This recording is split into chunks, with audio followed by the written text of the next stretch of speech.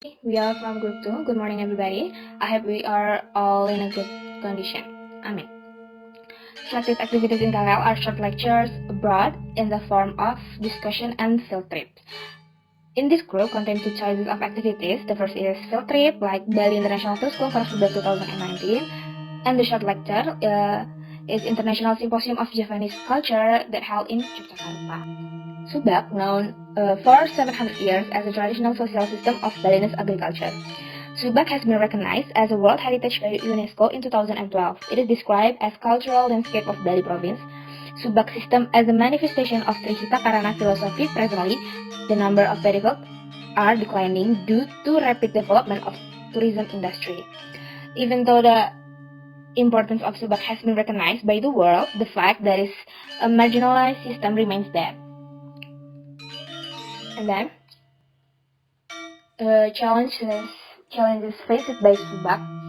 The first is decrease of paddy field land conversion from agriculture to non-agricultural usage, and then less area per household in Subak, on average 0.4 hectare per household, and then low income from rice production, tax burden, rising land price closer to tourist area resulting in a higher tax, and the last is young population decrease on farming income and value. Subak has a multiple function like ecological function that impact on irrigation, water management, and managing paddy field, and then economic function, and the third is social stabilization function like preventing conflict, community cooperation, and the last is cultural function like ritual ceremony and the function of Subak temple. All of the function has an impact on strengthening society and community. Implementation of Trihita Karana in Subak. Trihita Karana philosophy used as a guide in Subak life is a way of life of Balinese that comes from Hinduism. Tri means tree, Hita means welfare or happiness, and Karana means to cause. Thus, literally, Trihita Karana means three components that cause welfare or happiness. The three components are Parayangan or harmony in human relationship with God, Pawangan, harmony in human relationship with fellow humans, and Palemahan, harmony in human relationship with nature. The round circle represents a perfect or harmonious life, meaning that in the perfect process of a reciprocal relationship with the three components are in an intact condition, both in terms of quantity and quality. The narrower and the less rounded the circle lowers the value of its balance. The disturbance of one of the components will cause the disturbance of the balance. For example, the decrease of land and irrigation whether in the Palemahan component or natural environment will decrease the production and finance of the Subak and will increase the potentiality of social conflict. Furthermore, the Parayangan component will also be disturbed like the decrease in ritual activities and the less care of holy place. The Trihita Karana components have been applied in reality by the farmers in Subak life. The last one is one of the products from Bali International Field School for Subak 2019, made by one of the participants, Marco Kusumawijaya. It shows the roles of Subak in economical development and ecological preservation. So, here we have Kaja, Kau, Kangin, and Kelot, which is Balinese cardinal directions. So, here we have the four roles of Subak. But we need to keep all the roles in harmony, because if we only focus on one role, for example, developing the economy, we will forget to consider other aspects. Maybe if we focus to develop the economy, we will forget about the impact to environment or to the social, etc. And as a result, there will be an increasing economy but with severe environment pollution. The intersection of the four roles is connected by this gray triangle. Here, if we can fulfill community needs while still preserving the upstreams, we have to utilize the upstream resources sufficiently.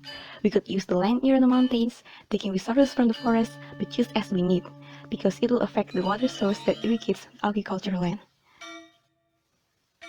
And here, to preserve mountains as well as develop economy, we must formulate vision, mission, and policy regarding sustainable economy. Developing the economy while preserving the downstreams, we must consider the economy activities' short-term and long-term impact to the environment, so we can make a limitation on how much resource we will take to develop the economy. And the last one, we have to consider the land's carrying capacity on how much of the land is able to produce yields in order to keep the food security. Yogyakarta is recognized as a special case in a spatial planning because it is influenced by Javanese culture. And then how does culture influence urban planning? How about the heritage tourism? And how the impact of digitization of Bali's goods? The forms of cultural concept number one is Memayu Hayuning Bawono. is now known as a sustainable development, applied by Catur Sagotra, which is four components of life in a single space to produce harmonious life. With a clockwise position, Keraton is a place of government, religion, and moral symbolized by the Masjid Gede, the economic activities in the presence of Pasar Beringharjo, and cultural activities facilitated by the alun-alun. Concept number 2, Manunggaling Kawula Gusti and Sangkan Paraning Dumadi, symbolize of mutual cooperation and obedience to Yang Maha Kuasa, being marked by the Tugu Golokilik, Keraton, and Panggung Kerapian. The location of the monument on an imaginary straight line from the palace to the peak of Mount Merapi between Keraton and Tugu is connected by the straight road Margo Utomo, Malioboro, and Margo Mulyo. Concept number 3, Sawiji Greget Sengguh Pramiggo is a knighthood who never gives up and as a leader must be at the front for instantiate, symbolized by the fort in the palace and the warrior village behind the palace. Okay, so for the next session is about a new project from Keraton Yogyakarta, especially from the multimedia division or the Keraton Sipastandayeti division led by Sultan Fort daughter, Princess Ayu, and her husband, Prince Notonegoro. They mentioned this project on the Japanese Culture Symposium in the talk show session that the purpose of this project is they want public to know what inside the Keraton through the technology such as the activities or cultural goods. They also already have the digital site named kekapustakaan.keraton.id, so the public can see like a 100 collection of wayang figure equipped with a complete description or a manuscript or an antique goods.